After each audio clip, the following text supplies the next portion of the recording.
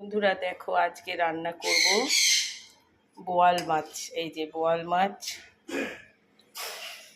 দেখো বোয়াল মাছের ভাপা।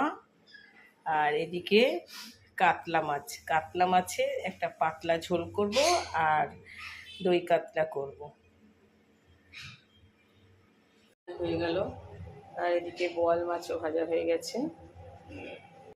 এই মাছটা আমি রান্না করেছি। প্রথমে একটু জিরে ফোড়ন দিয়েছি আর লঙ্কা দিয়েছি, তারপরে পেঁয়াজটাকে ভেজে তারপরে আবার কিছুটা পেঁয়াজ বাটা করে টমেটো দিয়ে জিরা বাটা আদা বাটা দিয়ে, কিন্তু রসুন দিইনি, এরকম কষা কষা করে করলাম। হয়ে গেছে, এবার নামাবো। হয়েছে বোয়াল মাছ।